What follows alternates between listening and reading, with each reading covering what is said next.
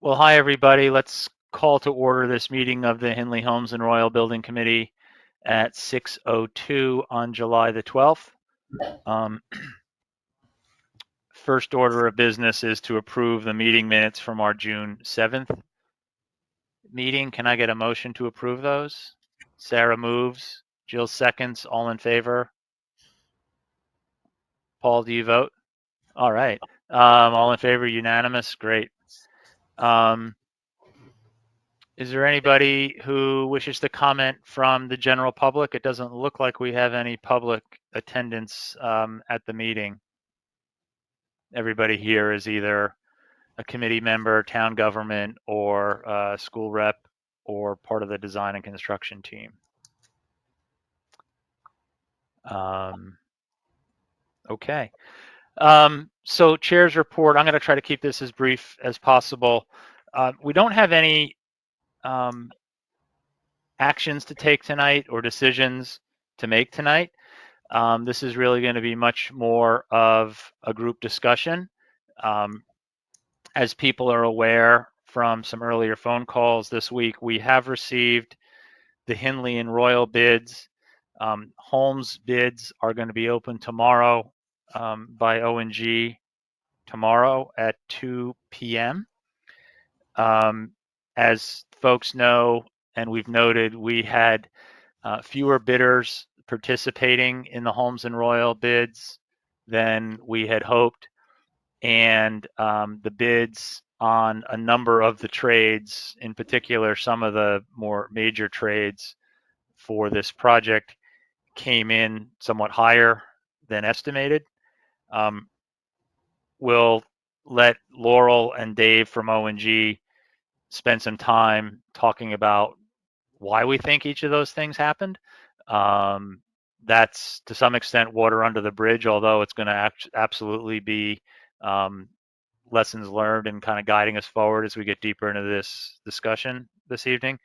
I kind of hope that the focus this evening will be more on, like I said, why we think this happened, and what we think the best next steps are. I don't think it makes sense at this point to do, a bid by bid review.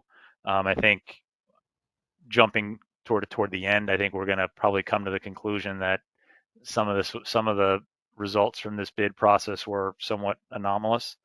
But really, within the committee and with the input of O&G and KG&D, think about what the best path forward is. We sent around a summary that Laurel had prepared. I thought maybe it would make sense. We could just sort of talk through that. As we said, and Laurel, jump in at any of the points here where you think it needs clarification. On a number of the major trades at Hindley and Royal, we had minimal participation. Only one or two bids were submitted. And thank you, Tom Harris. I think you pointed out something very interesting, which is that the bids where we had only one bid submitted were the bids that accounted for most of the negative variance from the pre-bid estimates. So Chris, that obviously, yeah. before we go much further, I think it may be helpful, particularly because we have a few new committee members and because of what we're discussing, just to talk briefly about the model we're using. We've hired AP O&G as a construction manager. As a result, we bid each trade out individually. So when we go through and talk about bids, we're talking about a number. I think it's, Laurel listed 17 different packages that we issued. Yes. And then at the end of that process, the theory was that, the theory is we get all of our bids in, and then Laurel, you and Dave, your team would compile them and then come up with a gross maximum price, correct? So guaranteed maximum price. Yep. Guaranteed maximum price. Thank you. So I just think it's important because, we could have bid it out all to one contractor, but we didn't. We bid it out trade by trade, and we're looking to work under a guaranteed maximum price. So I think it's important for everybody to understand that that is the model we're using and have that context before we jump into what we actually got. Thank you. Any questions from committee members before we go forward at this point on that aspect of it? No. So as you know, as noted, the amounts received were greater than the respective budgets for each of those two schools, as well as the cost estimates for each of those schools that were the basis for the bid packages. Why don't we talk a little bit, rather than me trying to translate or summarize, maybe Laurel and Dave Cravenzola talk a little bit about why we think we had low participation and how we think that resulted in, maybe some anomalous results. Okay, Dave, you want to take it or you want me to go? Sure. Yeah, I'll start a little bit, and then Laurel, you can augment from there. One of the one of the main things is, like you mentioned, the participation of the bidders, and what we saw with this project, more so than any project we've seen in what we've been bidding in the last 3 years, is that we had a considerable number of people committed to bid, showing participation in our bidding portal, receiving the documents, saying they're bidding, they're likely bidding, and they were no shows on bid days. I mean, this was on top of making calls even up to 3 or 4 days leading up to the bid. I think I mentioned this a little earlier to Chris and Jill, or maybe not, was, what we're finding in some of the calls that we're making now is that this is a very, very busy time of the year, and some of the prime trades who are bidding directly to us, but even more so this next tier of bidders and suppliers to them, what they're facing right now, because there is so much work out there, and to with the summer crunch, is that they're being forced to put aside some of these bidding efforts, because they are the same people that are also responsible for helping implement and execute the work itself. I was talking to one of our general trades bidders who gets a lot. They have a lot of sub-tier trades, and they had a really difficult time getting sub numbers to complete their bid. So we're seeing that. One of the factors, it's a result of the low participation because of what happens in the bidding market, is that because there are suppliers and vendors, and in the case of the HVAC, where there's a sole sourced HVAC controls contractor, all the bidders have to go to those suppliers to get numbers. Well, when they do that, they generally all say, "Oh, who else are you giving numbers to?" It's kind of like an unspoken thing where they try to get some feedback, and the word starts to get out there that the coverage is low, or in the case of HVAC, they said, "Well, you're the only person that's called us." So then we get into the problem where we lose the competitiveness, because the bidders realize that the competition is very, very light, and that they're not vying against 4 or 5 other people, but maybe one other person. So I think that's a cause and effect, and we are going back through and trying to get some feedback from the trades that said they were going to bid and why they didn't. Not to speak on Laurel's behalf, but I know over the course of 6 weeks or so that we were bidding Hanley and Royal, we made several attempts to make the jobs more enticing. Whether it was, we extended the bid. Laurel, did we extend the bid twice or 3 times? Let's see. I went from the 29th to the 11th. So how many times did I delay that? I don't remember. It was either twice or 3 times. Because we were hearing throughout the course, we were hearing from bidders, "Well, listen, we're really busy. If you give us a little more time, we'll bid." Okay, how much time do you need? Well, if we can get another week, so we give them the other week. Some of those bidders didn't submit a bid. We had a couple of things where we tried to make a couple of the pre-bid walkthroughs mandatory. That didn't bode so well, so we removed the requirement for the mandatory participation. There were a couple instances where a trade did engage with the pre-construction team to say, "Well, this scope of work, it makes it tricky for us to bid the project with this scope of work." So through addendum, we made those changes. So we really felt that we were engaged with the bidding community, trying to tailored to their requests. And at the end of the day, we got a just uncharacteristically low participation in the two projects.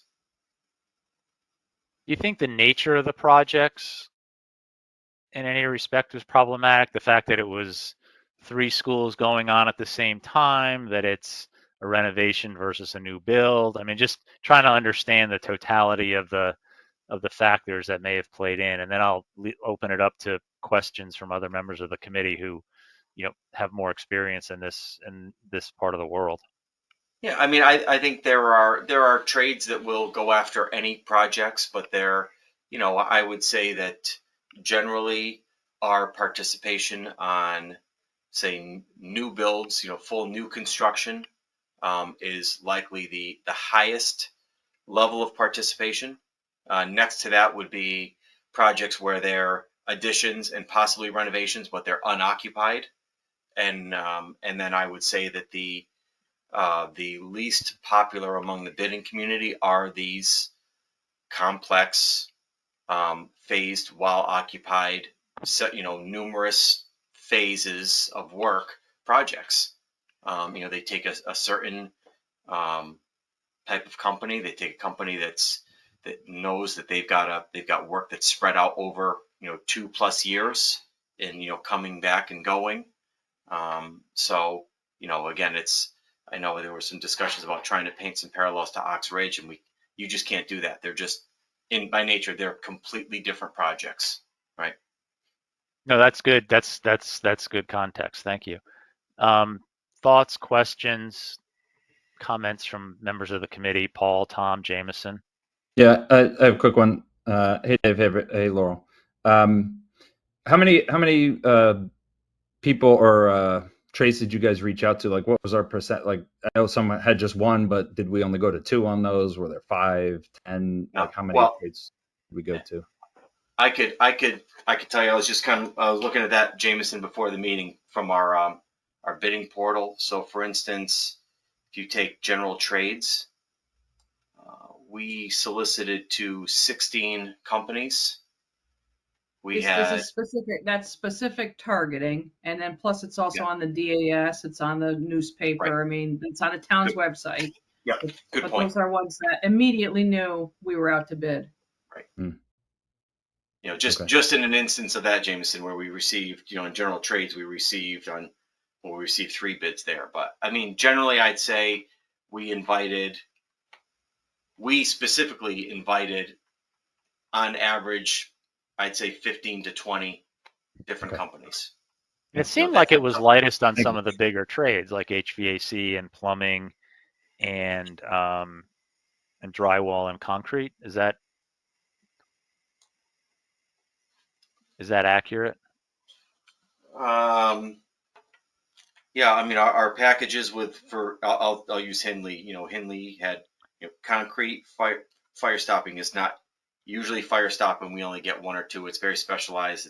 That's not an issue. But concrete, drywall, fire protection, plumbing, and HVAC. Those on Henley we received 1 bid. And the total value of those packages is upwards of $8 million on Henley that we had budgeted. So I spoke to a couple of principals that I was trying to get bid at parallel times, and it's a lot of what Dave said. But there's other factors here. When you have a rip and read, which means you open the bid and whoever the low qualified bidder and scoped out is gets the project.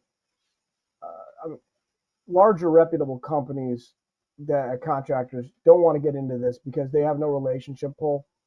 And what I mean by that is, not that anyone's trying to leverage something to get a job, but you have company A that you do a lot of work with locally, very well, but they come in, a few dollars higher than company B, and they just get no shot at the job. So they waste all their time in estimating resources.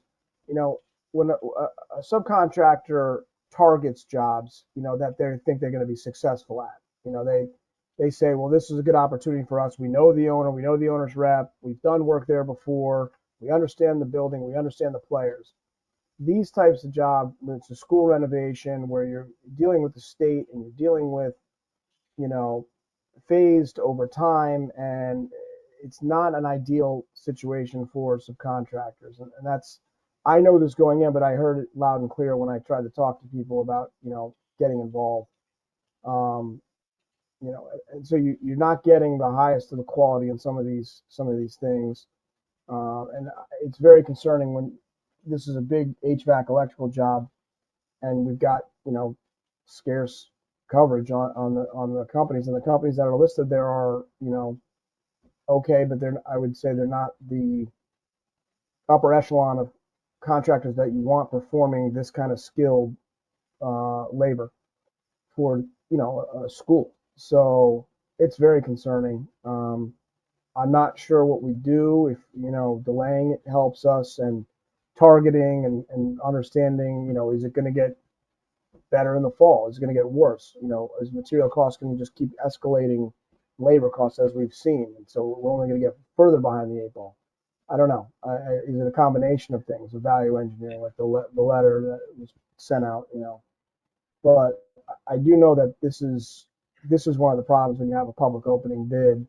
I did it myself. We would shy away from these things because there's a lot of variables you don't have control over. And like I said, no, without having a relationship with anyone, it's not something that you target.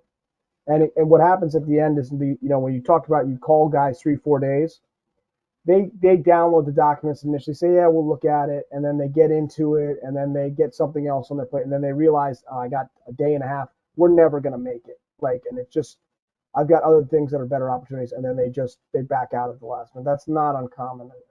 That happens a ton.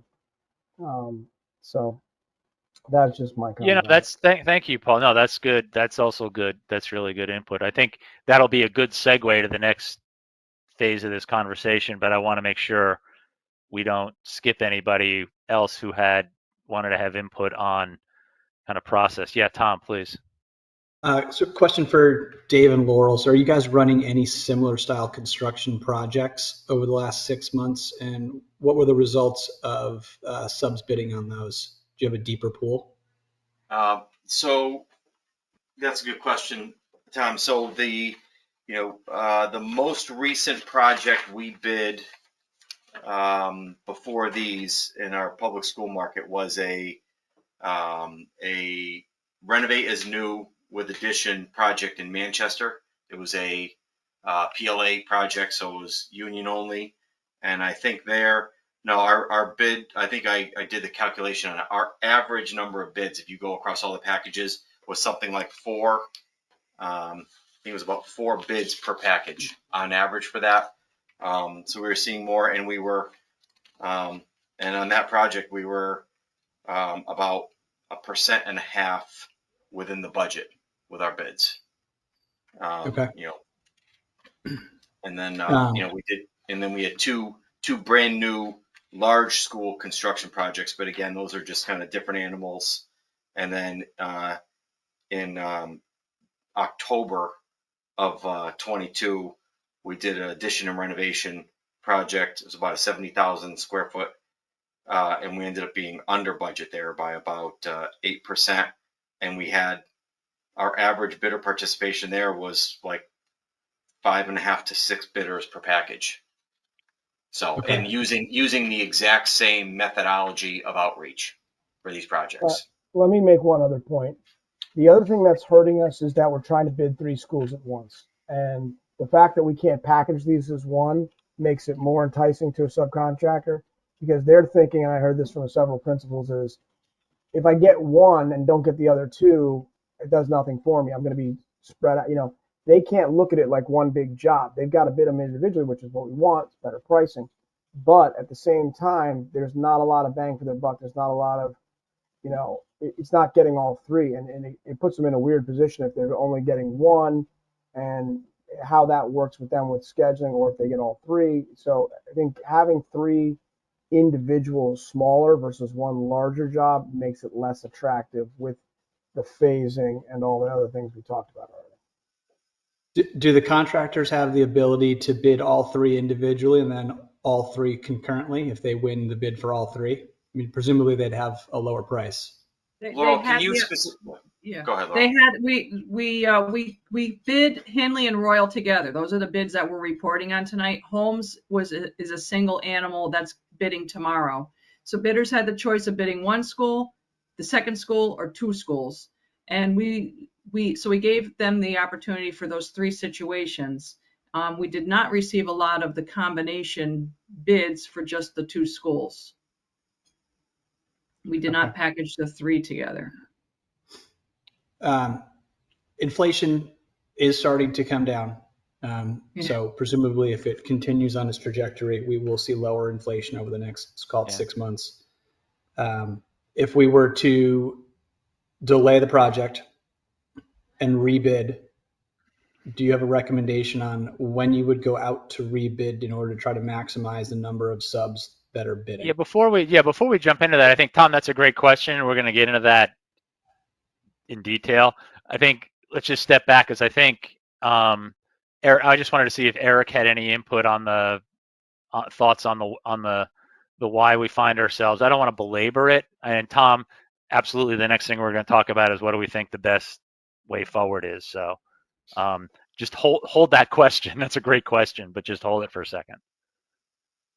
I guess my comments would be that these are tricky, challenging projects, as mentioned by Tom or Paul and Dave before, that these are renovations with an active school. So that's one challenge. The next challenge is we're bidding right before the summer or right at the beginning of the summer for work that's to start right away. So a lot of companies look at the beginning of the year to get their work, and we're a little late to the game, I guess, in that respect.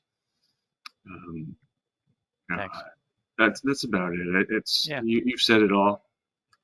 I'm more interested on what the next steps are and how we get there. Let's do that. I'm sorry. Go ahead, Jill. Sorry, yeah. Before we jump, I do think it's important for all of us to understand that, Laurel's. I'll quote Laurel. I've been on 100 projects like this and never seen a bid opening quite like this. We are looking at a bit of an anomaly. It might just be something of a perfect storm, but I don't want anyone to walk out of this meeting and think the problem is the project. It is probably the combination of a lack of demand because of the seasonal factor, in that we're trying to follow the state timeline. So where we end up with the state timeline is bidding out in summer to do summer work. We're also trying to follow the school timeline. It's a busy market. There's still a lot of work coming out of COVID. And yes, this is a complex project with 3 projects in occupied buildings. So it's something of a combination. I do think there's a way forward. But I do think it's important for us to walk away understanding that we are under the assumption that this is something of an anomaly and not necessarily something we would see repeated again. And I think, and that's a good point, Jill. Thank you. And I think another thing, and I would just say this, look, I mean, the project is the project, right? I mean, we can talk about options that, my personal view, let's talk about them, but they're maybe a little bit out there on the margins, right? Like only doing one school at a time. But I think, or, significantly changing the scope one way or another. I don't know that makes a lot of sense. We can certainly talk about it. That's my personal view on it. But I kind of feel like the project is what it is, and we should try to find the path forward that's going to get us the best result in the context of the project that we have, which is essentially the design that we have, the ed specs that we have, and the goals that we're trying to achieve that we set out at the very beginning when we started on this, and the idea of doing, ideally 3 schools at once while the kids are in session.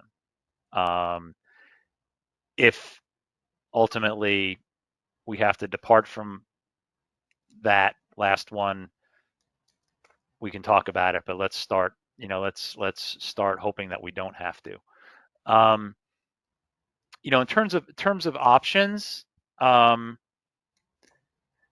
you raised the idea, and Paul, you raised the idea, which is, I guess starting from there's a couple of ways we can start here, right? We can take the bids we have.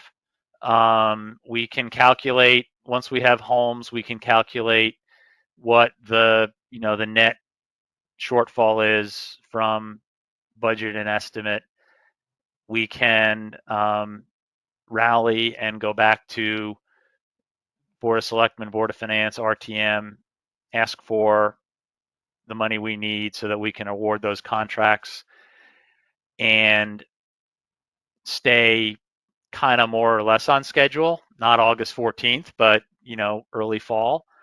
That is one option. But that has, and we can talk about that. That has kind of the primary benefit of keeping us closer to schedule, but doesn't has us just accepting the fact that we had low bidder participation and we could have done better on the bids. We could, and if people want to comment on that, feel free. I guess what I'll do is maybe run through a couple of options and then open it up for discussion, and people can add other options if they want.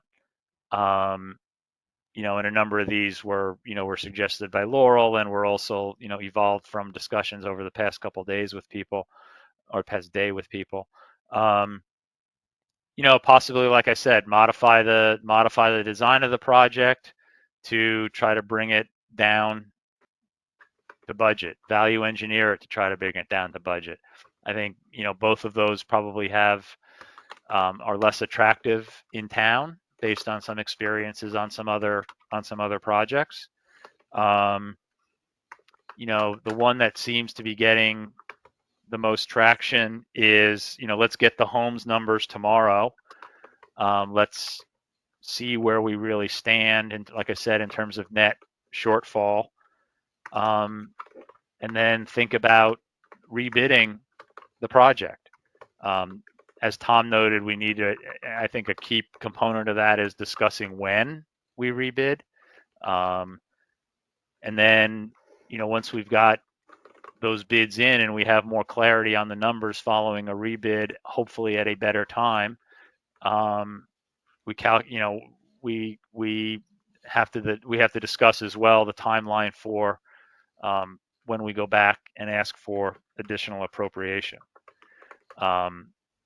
Like I said, yes, conceivably the options out there to kind of rethink the phasing of the project. Do one school at a time, move kids if we have to move kids, kind of rethink the approach to the phasing. And of course, happy to talk about that on this call. But with that, kind of wanted to open up and maybe get some recommendations from Laurel and Dave and Eric. And so, Jameson, you want to go first? You have a bigger hand than Sarah, so I'll call on you first. Sarah, you're welcome to go first if you'd like to. Go ahead, Jameson. It's okay.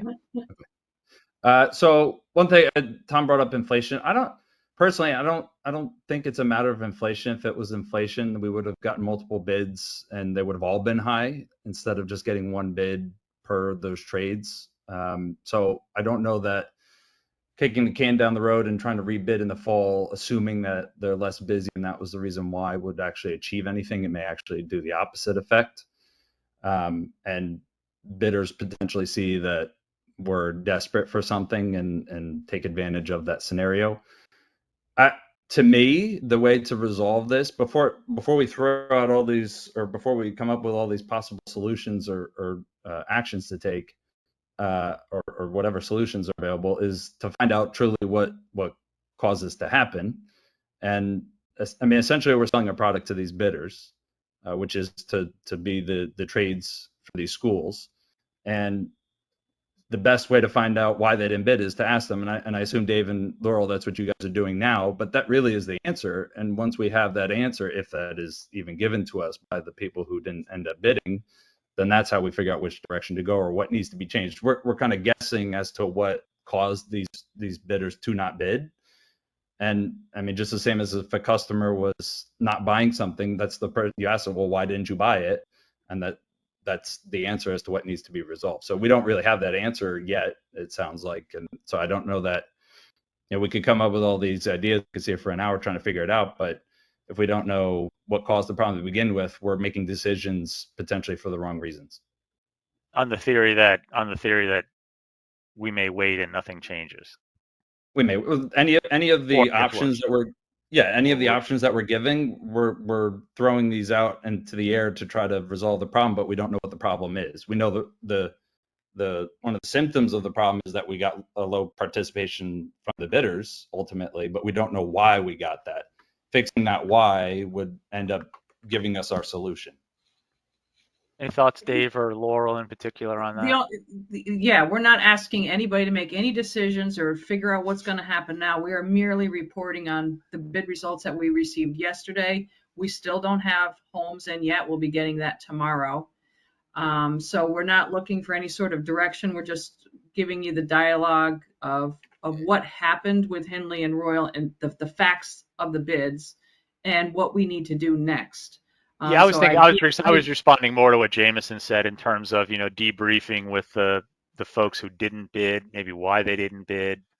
Yes, yeah, yes. and that's and again, that's something that we've done a little bit of that, but really we're still highly focused on getting the numbers tomorrow. So I'd say that, I mean, Jameson, your point is very simple, but it makes a lot of sense, right? If we don't figure out why, we could rebid this thing 5 times in the same way and get the same exact result. So yeah, and even if you, ask point blank people who didn't bid, if it was October, November, December, January, would you bid?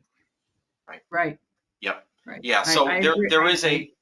Go ahead, Laura. I'm sorry. No, I'm just saying I agree that we're reporting what happened yesterday, and we know that we need to find out what happened, and that's why we just wanted to float some options for moving forward. The thing that we have against us here is time. We've exhausted all float as far as getting up to the start of construction. We are supposed to be starting construction in the middle of August, so not that we need the pressure now, but we will be in a couple weeks that we're either going to go or we're not going to go. So yes, we need to do our due diligence and find out the whys before we make the recommendation. But unfortunately, we're not going to have a lot of time because unless you move forward at the higher price, pretty much every other option is, going to delay the job. So, Sarah?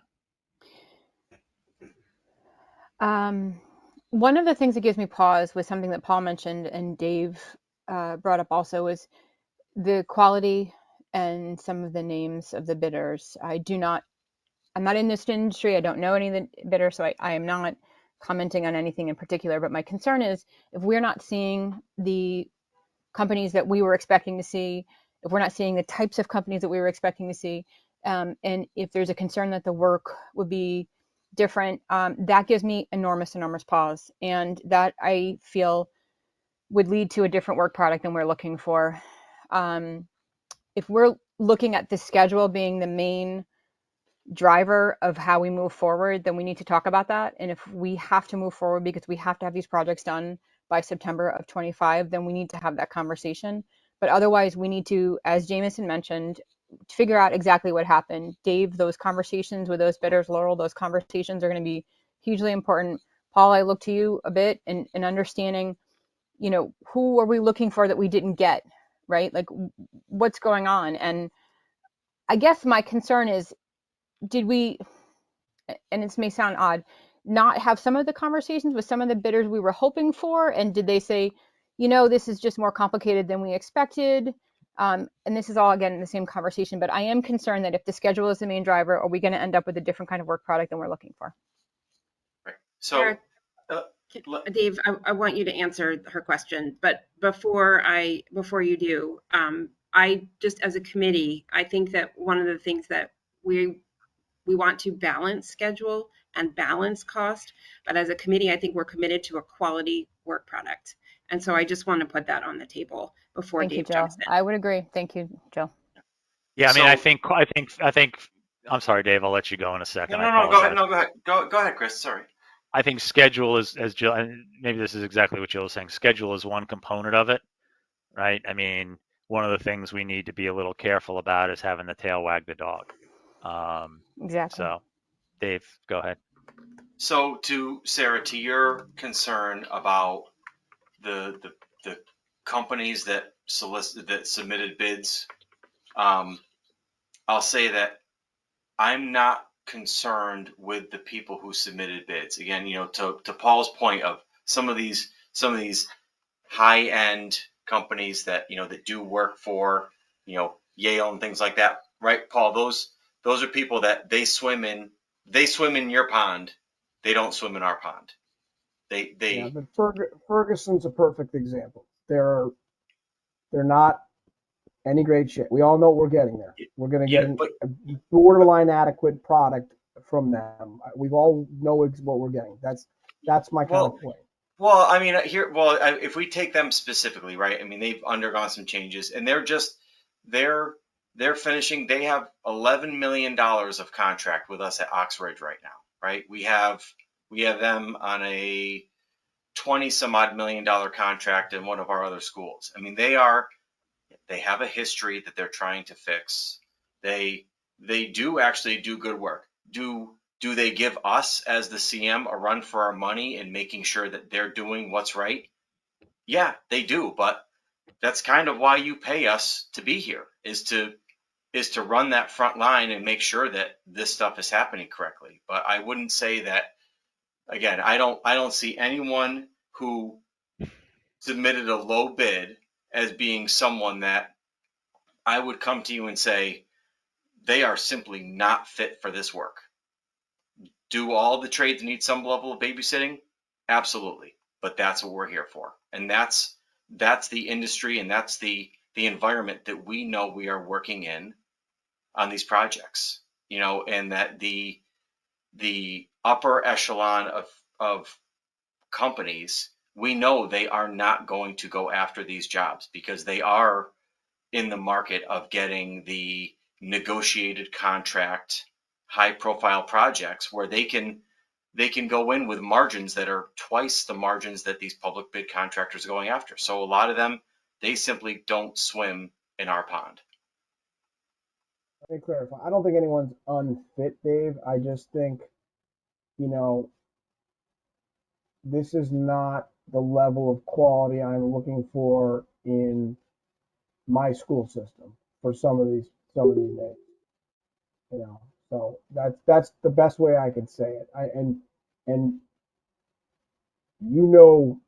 beyond babysitting with some of the things you'd be dealing with some of these people. So that's how I would, without going too far into specifics. So some of the things, well, I think what the point Paul's making raises a different issue, which we have to put on the table, which is we have a large percentage of our overage comes from bids where we only got one contractor. And regardless of whether that's a contractor we are super excited about or we're mediocre about, it doesn't matter. I think there's just a large percentage with only one bidder. And as a committee, do we accept that as a good outcome? And I think Dave, Laurel, and Eric would love to hear you all comment, in addition to the committee members, on that fact, because that is problematic in my mind. Well, that's the key point. Right? You're representing the entire town, and to have one bid on several different contracts when you're expecting to have multiple bid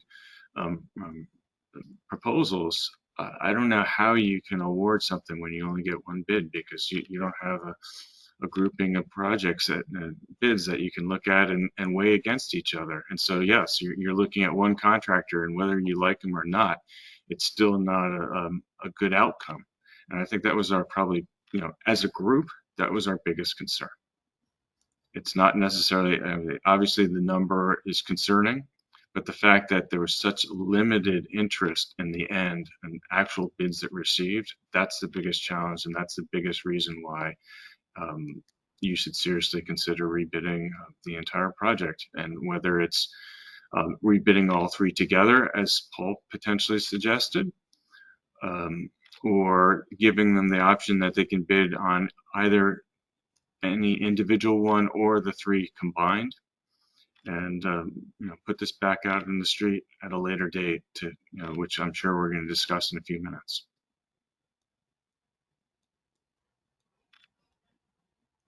Thank you, Eric. Why don't we go ahead, Jill? I'm sorry. Yeah, no, go ahead. Well, I think there's a few pieces of work that I would like to see to help the committee figure out what the next steps are. I think we've talked about already the debrief on why we didn't get some bidders. I think Alan and Kevin, we would love to hear from you a couple of different timelines. One is sort of when do you need a decision for us so that you have the right, what you need in place to start the school year in a timely manner. And secondly, I think this is in concert with Laurel looking at different phasing options. If we were to rebid option 1 does what to the school, and rebid option 2 does what to the school. That may not be be something of a back and forth. I think, again, with that idea that we might rebid, I think we want to calculate escalation, probably on an October and on a January, February.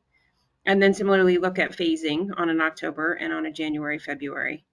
And then I think the committee should have a clear indication from you, Dave and Laurel, about the number. We have some information that Tom kindly put together, but the number of our bids that have only one bidder, just a report that shows us exactly. So we're all on the same page about what the scale of that is.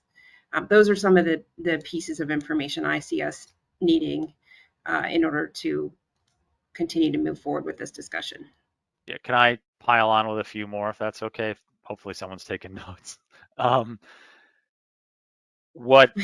Sarah is, yes. Oh, thankfully, yeah.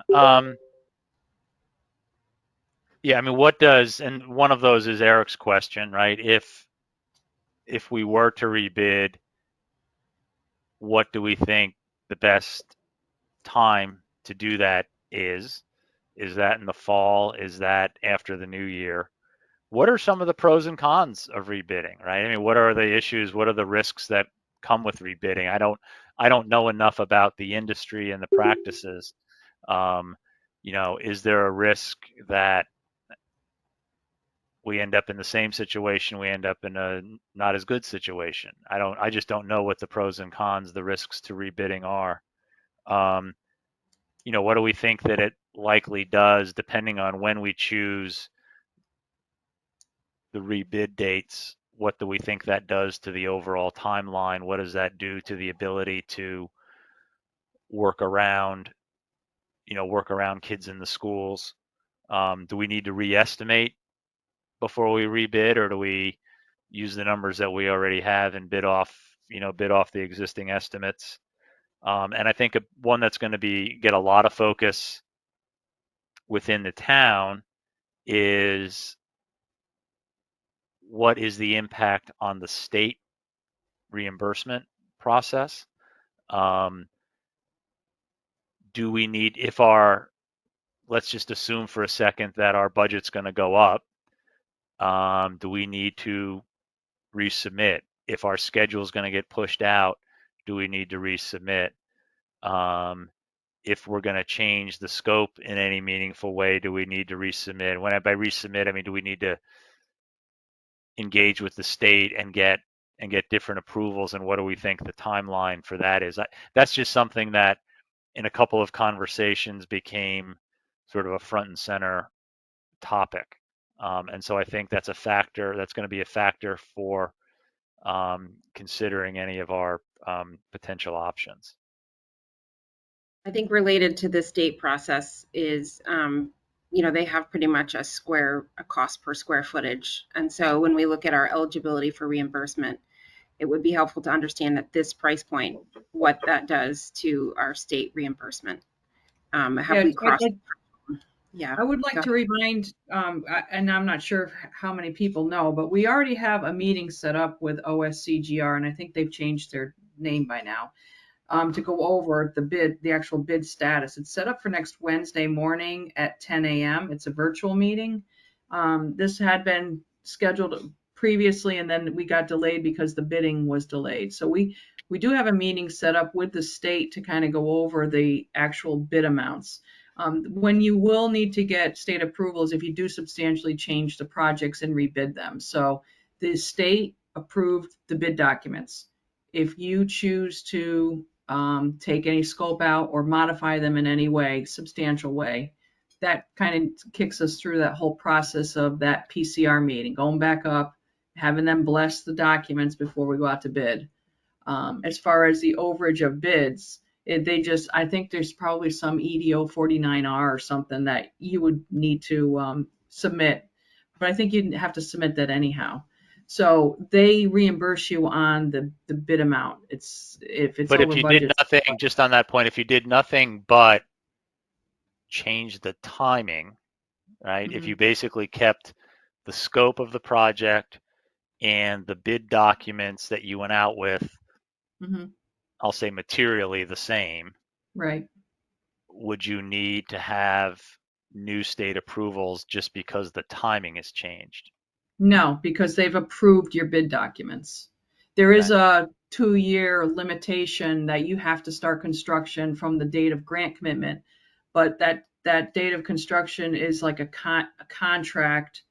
Your phase one, if we do we didn't do a GMP for the phase one yet, but if we did do a GMP for the phase one, that effectively stops that clock. That's really the only clock they have, is you have to start construction within 2 years of your grant commitment. So as long And as you rebid it. if the overall budget were to go up, or the school by school overall budget were to go up, they would, you'd still have the reimbursement percentages that you're eligible for, eligible Right. costs, but you would still basically need to establish to them that the town can pay for the whole thing, Correct. but it Yep, doesn't require another trip through the legislature. that's correct. So that you just need the town has to back the additional monies. And once they know the Mm-hmm. town is backing the additional monies, then they do what they got to do. Okay. But again, this would all be brought up with Michelle next Wednesday, because by then we'll have the homes information as well. Okay. I didn't mean to monopolize the conversation. Input from other folks, thoughts from other folks? The way I would handle this is I would target all the ones we have very minimal coverage and the ones that are out of whack estimate wise. I would go to the companies that we targeted that we wanted to bid this project and speak to the principals, not the chief estimators, and get commitments from the principals or a timeline when they could commit to bidding. Now, this may be all over the whack for every different contractor, but if you get a consensus from people that, hey, we are really jammed up in the summer, but come October, we will absolutely bid this for you. And I'm the principal company. I'm going to tell you that we'll be there for you. And we can get 3 per of these, really scarce things and things that are out of whack for us. That's what would drive it for me, because, like you said, the worst thing we could do is push it, rebid it, and be right back where we were. Now again, no one's going to sign a guarantee that they're going to bid something for you, but if you have a relationship and you're speaking to the person who runs the company and you make them understand that this is a great job and a great exposure, and all the things that we can tell them, that you're going to have, and you have relationships with these people. And I'll say this in muted tones, but O&G does lots of other work, and I'm sure they have other people, other jobs they would want these people to bid for them, and they're going to talk to them about that. So it's just a relationship thing that you get a feel for what you're really hearing from these companies. I think that makes Dave? sense. Yeah. Dave, Laurel, reaction to that? Do you have a thought? Does that, My that only sounds really logical. Yeah, go ahead. It's very logical, and I'm just thinking in my head, we got 2 more jobs coming out right after Labor Day. So yes, I would definitely want to get feedback from the subs of a better time to bid. Is it better to bid November or right after the holidays? Usually with projects that start in the school, you kind of want to be out right after the holidays, or even somewhere around the holidays, so that you're lining up your summer work. But we can definitely get feedback as far as, maybe we just need a couple of months, and if we can get some sort of commitments out of people, that is Well, more than what we would that be optimal from your perspective? Would Yeah, in I the mean, ordinary? but to Laurel's point, we do have to make sure that we don't put these projects right on top of two other of our own projects, let alone all the other CMs out there projects. We've got to find the right timing for these, so that we're Yeah. not at some Yeah, point. yeah. No, and I think we're going to be looking looking primarily to you guys to make a recommendation in that regard, and then we'll Mhm. have to consider it in terms of the totality of the factors, right? I Right. mean, um, I'm just thinking out loud. If you were to come back to us and say, look, the best time to rebid this is, January, with a view to starting construction in the spring of Mhm. 2024, we'll say, okay, we hear you, and now we got to balance that, as we said a little earlier in the conversation, with how that impacts Kevin and Alan and the schools, what what the message to the town is that we're delaying by a year, everything, what does that do to escalation, et cetera. We need to then kind of put it all into a pot and stir it up and make sure that that's the right answer.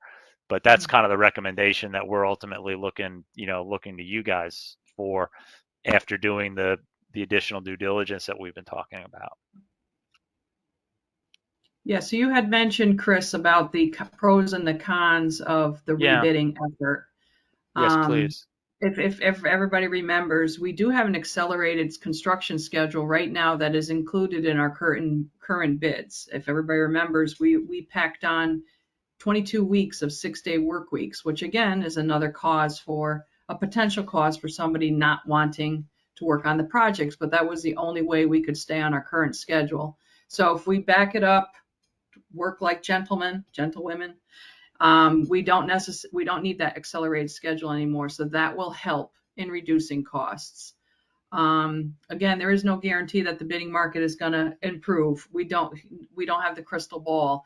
I keep thinking it's going to crack. It's just not cracking. You've been saying that for a while, Laurel. So. I know. It's like at some point it's got to stop. I mean, the government's throwing money at these COVID projects, these AC projects, which we happen to be on top of. It's almost like a perfect storm. And at some point it's going to break, and some project is really going to benefit the first project that's out there getting the break. But and then the construction of the schools is basically delayed a year. So is that okay with everybody? Those are basically the the pros are you're saving the cost of the accelerated schedule that is included in the bids, but you're putting the project at risk for what could happen in the future as far as escalation goes. We all think it's going to come down. It should be coming down, but when is that magic time? Is it in 4 months? Is it in 6 months? Because usually what goes up comes down. Still waiting for it to come down. It's been like this for a year and a half, which to me is very, I don't know if Paul can attest to it, but it seems like it's an extremely long time for it to be as high Yeah, as it is. I don't think trying to crystal ball this is going to be a productive exercise. It's never Yeah. coming down. And my take right now is once you start paying for it, why is anyone going backwards? I thought I was gonna have to give a kidney to get a bacon cheeseburger at a state fair the other day. I couldn't believe what they were asking. So I got a procedural question for Dave and Laurel. I again doing a lot of things, but we have to keep these projects separate, right? So if contractor A bids all three, but they come in $10 low on homes or whatever, but they were winning on Hinley and Royal, they don't get homes, right? Because we have to we can't combine these. We have to take them individually, right? That's the way this is set up Yeah, in the state. I'm understanding that correctly. Yes, you understand that correctly. And the whole reason of keeping the 2 and the 1 was because at the time when we first went out to bid, we knew the limited resources that our bidders have with doing takeoff. Doing 2 jobs at once was a big push, Right. let alone a third school. So we purposely delayed homes to give the projects a better chance of allowing the bidders to focus on 2, then they can focus on 1. Whoever didn't pick up the first 2, you kind of knew it, and that would make homes more competitive. That was the theory.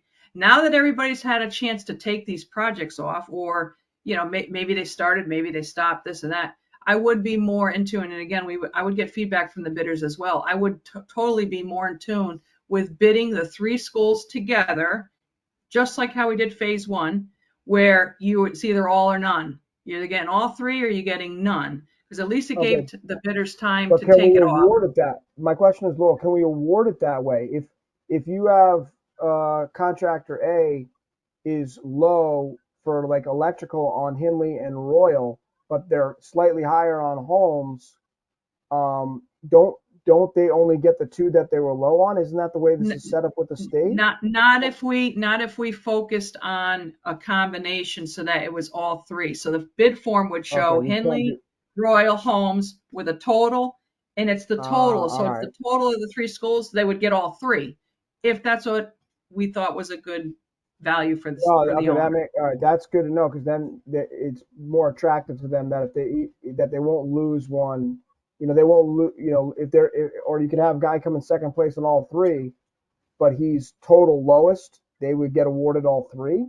All three, yes. And then the bid form that we have, because there's three separate projects in the state size, they have to cite the dollar value. So they're going to get a separate contract for one, a separate contract for the second, and a separate contract for third. So they still have to do three schedule of values, all that Well, stuff. that was my point. I thought because the state was looking at them as three things individually as the trade, if they were low, they won the job, regardless if we package. So Right. that's good clarification. And remember, and Laurel, the key on there, vacation. one of the considerations there too, Laurel, is we would have to have a much longer bid time. If we tell the trades, you are bidding all three projects, right? We know that in itself, if we say, listen, we have three projects and we're going to give you the usual 5-week time, that's all we're going to hear is people saying, I need more time, I need more time, I need more time. And that's something to think about, where if we do that approach, we have to allow much more time for the bidding process. Much more time. Yeah, and just like everybody, remember, one of the things this summer is, everybody else is going on vacation, so are the estimators for all these companies. They're also shorthanded right now, trying to bid what they've got in front of them with the short staff. Yeah. Laurel, for point of clarification, if you have one group, they bid sort of $10 for each school for whatever trade it is. Total's 30, but if they bid for all three, it's 25. They are able to sort of modify that bid for all three of 25 to reallocate. So it's like 33 per school. Is that correct? As long as we're awarding the 25, they can then go back after the fact and reallocate dollars per school. No, they're supposed to A plus B plus C equals D. So they're supposed to give you the price per school, and it's supposed to add up to the total, if we're going to package it as all three or none.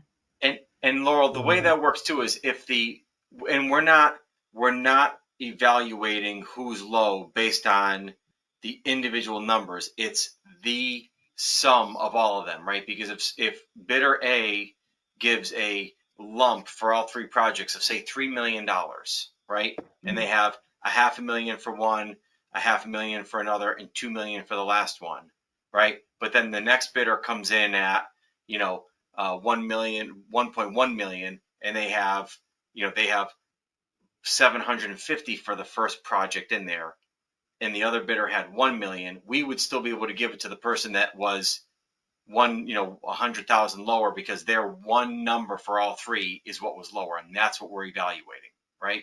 That's what we'd be evaluating. I want to get bidder input on this whole thing, because we really didn't have good coverage on the combination of just the two schools, let alone, so I don't know if they want three. I would want to get feedback from them. Hey, do you want three or none? Because we gave the people the opportunity to give us a combo bid price of the two schools, and you did realize savings for that. 4 of the bids where it was a combination of two schools saved you guys like $400 something thousand dollars. It was $408,000. So somebody would have given a price for Henley, somebody would have given a price for Royal, somebody else gives us a price for the two schools, and on 4 of the bid packages, you would have reaped the benefits. You have reaped the benefits in the bids of combination of two schools saving you over $400,000. So it is true that you save money with multiple schools, but now I got to make sure that there's enough bidders that want all or none, all three or none, Yeah, so it sounds go ahead. I'm sorry. Go ahead, Paul. And that the bid pros and cons to this, not that we don't need to get too deep in the weeds here, but if you award all three to somebody, you got to make sure the horse is big enough to pull the plow exactly. for all three. Yep. That they have the manpower, that that you're not going to get hurt by that. At the same token, you'll probably get and which will be helpful to Kevin, is we've got a lot of similar systems going in with the HVAC stuff, and we're wiring these schools similarly. You're going to get one contractor who overall from above it knows what's going on, and there's going to be a good learning curve, and at least on the system going in and callbacks and things like that, it'll be makes sense that they did all three schools instead of having we had X, Y, or Henley, and it's different than Y at Royal kind of thing, which we kind of don't want that going forward with systems. It would make no sense. Yeah. So, Laurel, just to backing up a little bit, you said this, but the way that we bid this last round, we did separate out homes, but we had Henley and Royal together, and we gave bidders an option. They could bid on Henley, they could bid on Royal, or they could bid on Henley and Royal together in a lump. And the reason you did that was what? To give so that you as the owner could reap the benefit of two projects, because some bidders would, just like what Paul said, only not with the three, with the two. Yeah. There's economies in scale. They're going down there anyhow. There's more bite to the apple. It may be more attractive. I just didn't think that the bidders could bid all three at once, because I knew they were complicated jobs, and to bid them all within our time frame that we had for bidding, I wasn't comfortable that the estimators could take all three jobs off at once. But if we rebid, we could look at I don't know that we would want to do a 3 or none, but we could do maybe a possible 3 combo. So I think at our next committee meeting, it might be helpful to look at the different ways that you could construct the bids and what you think the trade-offs would be in each case. Jill, I think what is going to be important there too is getting some initial feedback from the trade pool of what they would actually be willing to bid. To kind of to Jameson's point before, if we're structuring something in a way that no one wants it, we're not going to be happy with the result. So and I got to be careful, because some of the scopes of work, I mean, like in the case of roofing, if we needed all the roofs of all three schools re-roofed in the summer of 2025, which is kind of where we're hedging with all the three schools, we got to make sure that there's sufficient number of roofing bidders that can do that, 3 roofs in one summer. And there probably are, 2 years from now, that's good work for somebody. They're lining up for it now, but still, we got to think about the schedule too, because the way that these are currently structured from a construction sequence, everything is simultaneous. Gotcha. So it sounds like, go ahead, Alan. Yeah, just thank you for everybody, and just a cursory comment. And I know we're not making any decisions tonight or otherwise, but for the school system, and we'll go back and look at the calendar and so on. But I'd much rather defer it as opposed to messing around with everything. And also, I'd be against, unless someone has a good reason to do it, like against value engineering, all the things that we said we were going to do. Start doing that. That I just don't think. I don't even think that's an option, to be honest with you, unless people know some savings are that it's not going to detract from something. But I'd much rather do it the way we wanted to do it. If it takes a wee bit more time, then I think we'd have to look at that. Messing around with schools and swing spaces, and it's going to be nearly impossible, I think, to do that. But that's just an initial response to it. Yeah. So, Alan, if I could jump on and agree with you, I don't think de-scoping the project is an option. This project was carefully scoped to begin with. We set out what we thought were pretty much the minimum parameters to get the school buildings where they needed to go next, with a focus on portables. That portables meant we had to look at MEP. We need to look at the size of our classrooms. I really don't think that this is a question of de-scoping. I think the project is what it is. And we're looking for our schools to reflect what we say about the education that we deliver. So I feel that one's off the table. There may be areas where we can value engineer, not huge ones, but there may be areas where we can take a look at that as we get further into the bidding process. But I don't think that's a solution that we're going to start with today. And I think we want to be very cautious with value engineering. We've seen it happen in some of our buildings here in the district, and we've ended up with suboptimal results. And I know Kevin can certainly speak to that if we want him to. So I think, we know that we can't just, flip a switch and go forward because we're over our appropriated dollars. So we need to figure out, what it would look like to move forward. Is there a way to get more appropriated dollars, or do we need to rebid? Further down the pike, again, we might look at what we could value engineer, but I don't think that's the largest stake we're going to put in the ground.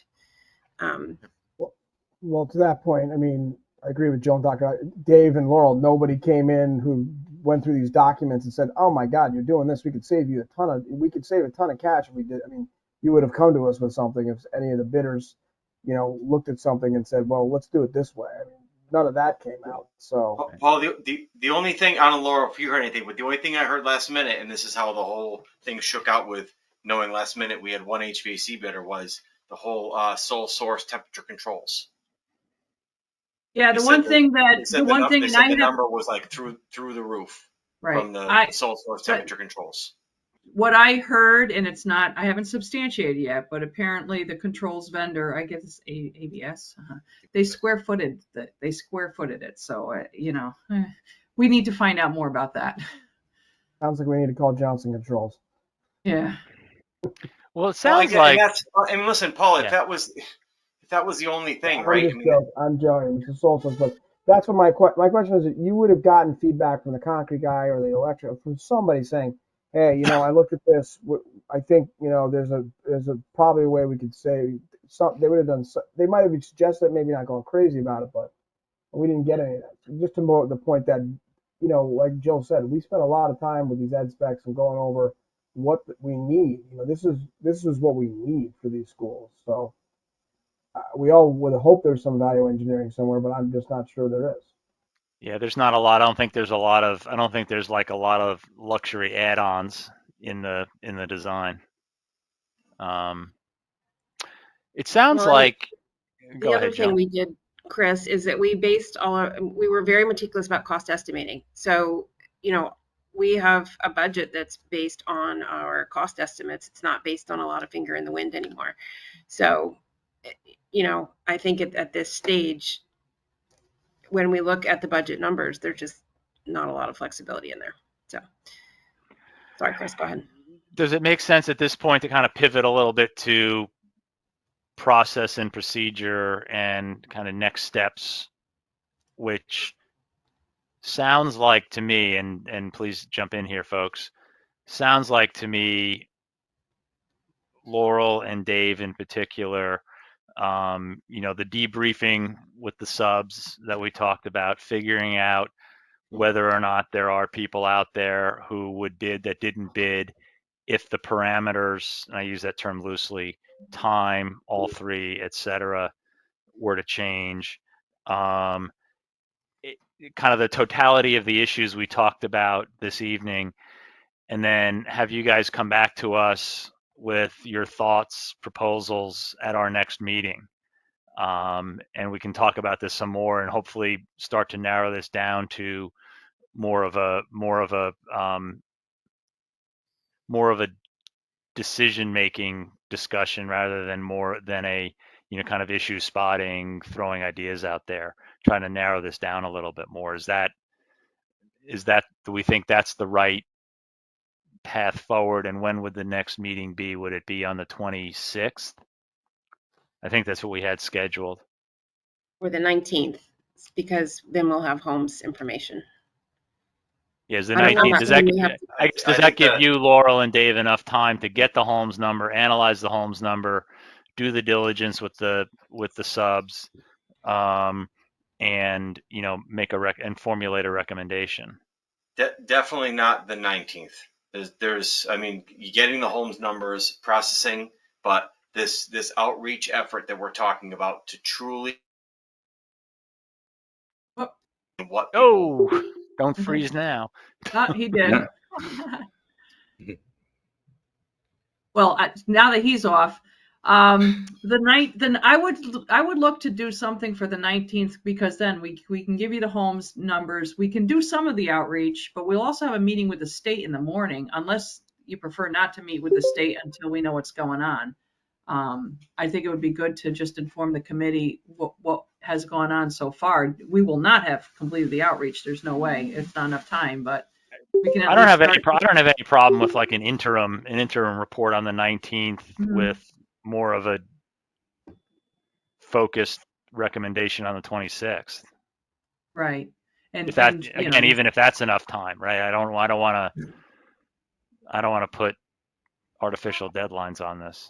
right, Well, right. Laura, yeah, I don't know. I think for some reason my computer cut out, but I think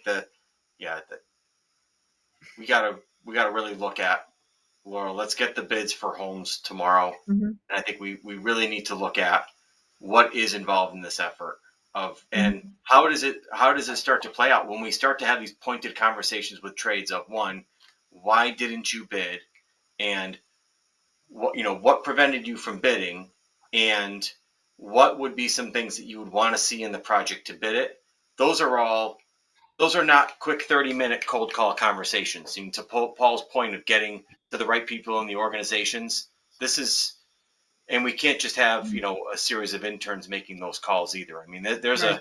a sizable effort in that outreach, and 2 weeks from today, I can't tell you that we're going to have enough information gathered that's going to be the basis for you forming an opinion as to whether or not this project goes ahead now or not. I think that's the only thing is, Dave, is that the 26th was, in order to meet our August deadline, we were supposed to go to bid, accept bids on the 26th. So I appreciate that we might not have exactly what we need to do, but I think it makes sense. Sorry, while you dropped off, Laura was saying we will have some information to report in between the homes bid and the meeting with the state on the 19th. I would just say, for the moment, let's ask the committee members to hold the 19th and the 26th. Because I think there's just enough going on, and I want to make sure that we have people available. We can back into exactly what isn't in each meeting. We'll make sure that they're meaningful. But I think we need to keep people engaged at this stage. Yeah, I mean, even if the 19th is a relatively short meeting where we get kind of just an update as to how the process is going, who you've spoken to, who you plan to still speak to, how the meeting with the state went, et cetera. Mhm. Yeah, we can give you some sort of initial feedback. Okay. Were there other? I saw Eric, Kevin put their take their mutes off. Were there things that we were missing from either of you guys? If I could just jump in, and for the committee members I haven't met yet, Kevin Munred, Facilities. We've been starting our summer progressing pretty strongly in one direction, thinking that we were getting ready to have people here in the middle of August. And it sounds like we may need to pivot and adjust and rethink what our schools are going to look like for the first day of school. So I totally hear what everybody's saying, and I agree with timelines, but being completely selfish, there is a bit of an urgency here because we were ready for portables to be demolished and removed from campus in the middle of August, and now it sounds like we may need to actually revisit those and breathe life back into them again. So I can get that done. We can make it happen, but the sooner I know that, the better.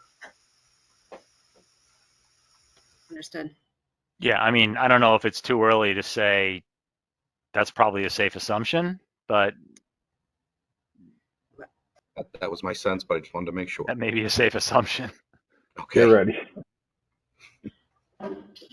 And I think as you lead into these debriefings, it is actually important for us to sort of think a little bit more about timing from our point of view. What is our best timing, not necessarily only what's the contractor's best timing. I mean, we obviously want to reach out to them and find out if we bid out in October or January, if there's a preferred one, and take a little bit of a cue from that. But there's definitely a difference if you bid in October versus if you bid in January in terms of what you can accomplish before next summer.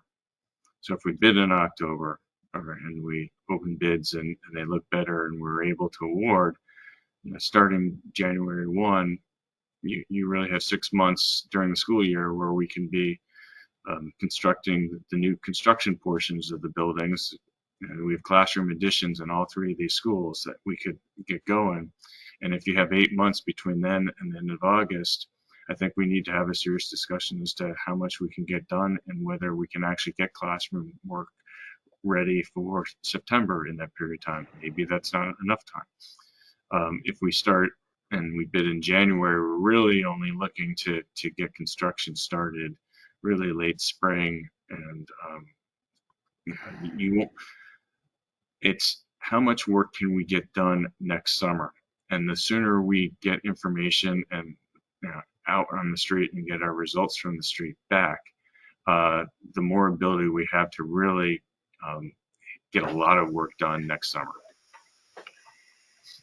So, I'm talking, we should be looking at it from a selfish point of view as well. And then obviously we will need to work with Kevin and the school district as to, if we start in January versus we start in May, what do the calendar years look like while school's in session, and how does that change, and how can we, because the biggest thing with projects like these is you'll want to create new space so that you have swing space while we're doing renovation. And so creating that new space as quickly as possible is really critical to the success of the renovation portions and making it livable for the people that have to stay in that environment the entire time. I think that's a very important point, because again, to the point of balancing schedule and cost, but focusing on a quality product. The other things we're balancing is we really care very deeply about the safety of our students and staff, and we care very deeply about the educational impact to our students and staff. So understanding from, APONG, but also from the school system, what the best schedule looks like through that lens is also important. Thank you for raising the point, Eric.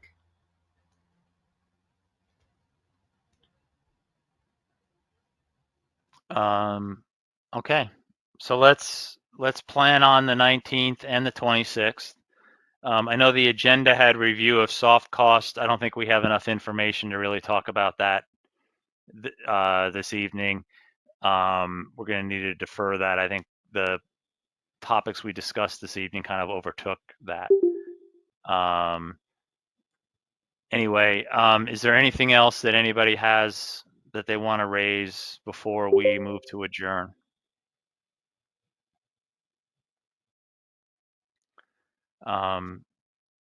Okay, well, to the ONG AP team and the KG&D team, thank you guys. I mean, this is basically increasing the amount of the heavy lift that you all have been doing and have to do. So we really, really appreciate that. I know this wasn't the result that everybody wanted, and it's going to be more work. So thank you in advance for that. With that, can I get a motion to adjourn? Jill moves. Patrick seconds. All in favor? Second. Thanks, everybody. Sorry for my audio and video cutting out, Laurel. Hopefully you heard whatever. I'm not sure how much work they gave to us in the last 2 minutes of the meeting, but hopefully you took notes. That's all right. I said yes. Good luck. Yes, I said yes. Yeah, you said yes, Terry. That's perfect. Thank you. That's great. You know what? Thanks, everybody. Talk soon. Thank you very much. Okay. Bye. Bye.